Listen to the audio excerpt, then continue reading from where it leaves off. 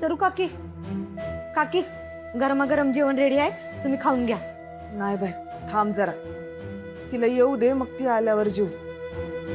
खरं ही अजून कशी आली नाही? लई टाइम झालाय. या टाइम असतोवर यायला पाहिजे होती. काकी तिला काहीतरी काम लागलं असेल, तुम्ही टेन्शन घेऊ नका, येईल ती. तुम्हाला गोळ्या बी घ्यायच्या आहेत की नाही?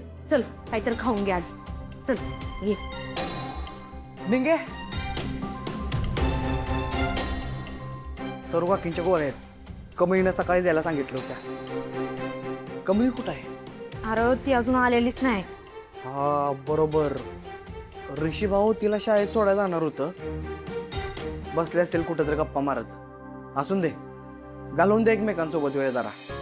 वय ते बी खरंच आहे, नवरा बायकोने एकमेकांसोबत वेळ घालवायच पाहिजे. काय नवरा बायको? वय अगं तो ऋषी तिचा नवराच आहे ना व. आओ तसं काय? गपकी जरा. पुढे जाऊन ते एकमेकांबरोबर लग्न करणारच आहेत ना, मग गपच की तू. आता काकींना जर त्यांना नवरा बायको असं समजून बरं वाटत असेल तर काय हरकत आहे? गप जरा तू. ऐक की, मी काय म्हणतो, तू एकदा त्यासनी फोन करून बघ त्या दोघांनी कुठं आहेत, कुठवर पोचले जरा विचार. बंड्या फोन दे.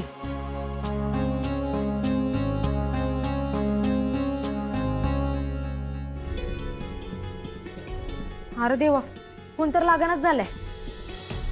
अगं असू दे की, येतील की ते. काय उठी टेन्शन घ्यायलास? ऐक, जेवण करून घ्या तुम्ही, मी येतो. आणि काय लागलं तर फोन कर मला. काळजी घे. हो. कमळे खरंच ऋषी सरांसंग हाय का कुठं अडकली असेल?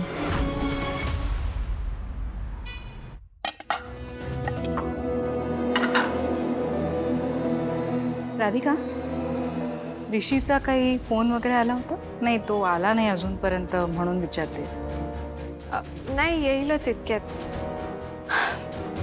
तुला असं वाटत नाही राधिका, हल्ली ऋषी खूप उशिरा घरी येतो?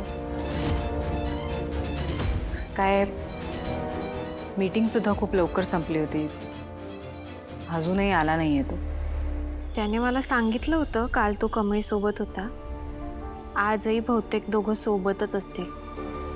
पण आईंना जर हे सांगितलं तर अजूनच प्रॉब्लेम होईल. आत्ताच माझं बोलणं झालं ऋषीशी. तो साहेबाबरोबर कुठेतरी गेलाय. कामं आटपली की येतील दोघं. हां, ओके, मग मी साहेबाला कॉल करते. अरे देवा, आता जर साहेबाला फोन केला तर मी खोटं बोलते हे लगेच कळेल. आई, मी आत्ताच ऋषीला फोन केला होता ना. तुम्ही लगेच साहेबाला फोन करून विचारलं तर ऋषीला असं वाटेल की आपला त्याच्यावर विश्वास नाही आहे.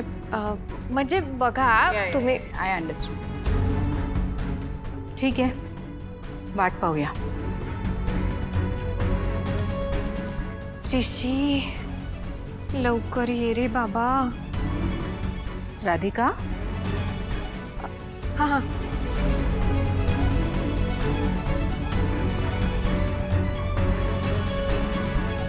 तरी हिला बोललो होतो लय लेट करू नको. आणि लेट होणारच होता तर तसं फोन करून सांगायचं की नाही? काय ग, अजून बी आली नाही काय ग? नाही ना हो. बाई, एवढ्या रात्रीची पोर अशी एकटी हिंडत्या बाहेर. मला तर लई भीती वाटायला लागली बघ. बाहेर काही लोक चांगले असतात का ग? लई काळजी वाटायला लागली बघ. तुम्ही टेन्शन घेऊ नका, तशी ती लय धाडसी आहे. होय, धाडसी आहे. धाडसी तर माझी कमळी बी आहे. हाय नुसती 5 वर्षाची, पण बाई अशी हिमतीनं काम घेते. मला म्हणते आई घाबरू नको, मी हाय. आता काय म्हणायचं? आता तुला काय सांगू, तुझीच पोरगी आहे ती. फक्त तुला माहित नाही एवढंच. अगं पण पोर किती बी म्हटलं तरी आईसाठी ते लहानच असतं का नाही? एकीकडं माझी कमळी आणि ही दोघी बी मला पोरीगतच आहे. मी काय म्हणतो, तू कोणाला तरी फोन लावून बघ ना. बघ. होय.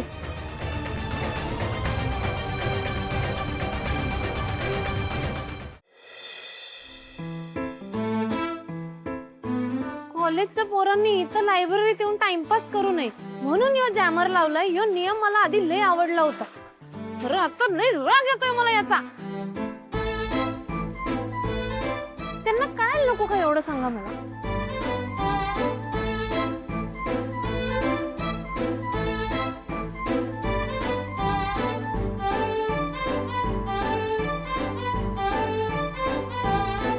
ऋषी सर, ऋषी सर,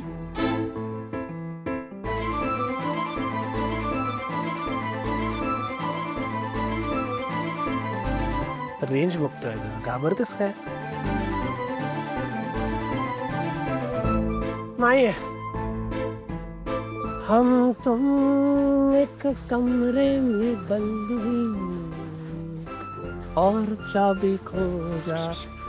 हा हो काय माझं काय चाललंय, तुमचं तिसरंच चाललंय. काय तर हालचाल करा की हो. काहीतरी हालचाल करूया, काहीतरी हालचाल करूया, करूयात काहीतरी हालचाल करूयात.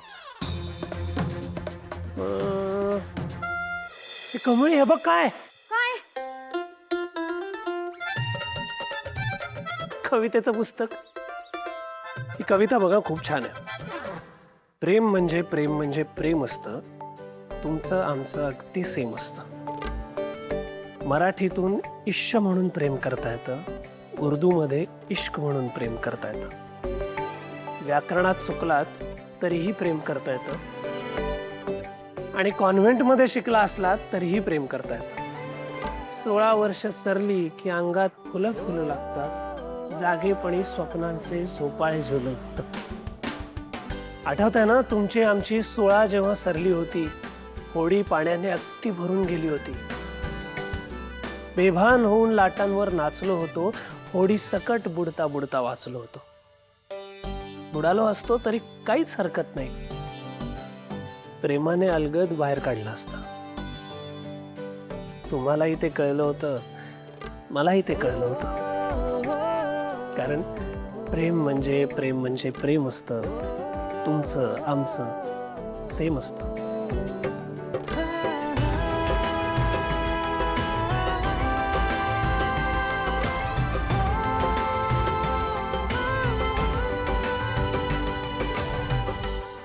झाला खेळ करून झाला.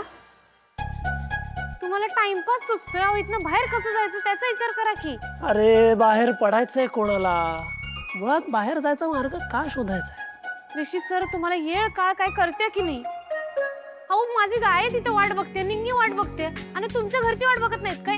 हे बघ, तुझ्या आईजवळ निंगी आहे त्यामुळे तुझ्या आईचं टेन्शन घेऊ नकोस, आणि माझ्या आईजवळ बाबा आहे, माझ्या आईचं तरी कशाला टेन्शन घ्यायचं, मी करीन ना मॅनेज. माझी काय रात्रभर इथंच थांबायचं म्हणताय का काय? हरकत काय आहे कमळी, आपल्यासाठी लायब्ररीपेक्षा जास्त रोमॅन्टिक जागा असूच शकत नाही. या सगळ्या पुस्तकांच्या सानिध्यात फक्त तू आणि मी. अनेक लव्ह स्टोरीज आहेत इथे, कविता, दोन जीवांचा विरह, त्यांच्या भेटीगाठी, प्रेमाने जवळ येणं, आणि खूप साऱ्या रोमॅन्सनी भरलेल्या लव्ह स्टोरीज. आणि ह्याच लव्ह स्टोरीजच्या साक्षीने तू आणि मी आजची रात्र इथे काढूच शकतो, नाही का? तुम्हीच वाचत बसा ही पुस्तकं, मी उपाय काढतो काहीतरी. कुणी हाय का इथं? मी आहे. तुम्ही नको आहे आता, दुसरं कोणी हाय का? अरे असं कसं? तुझ्या आयुष्यात तर मीच असणार ना.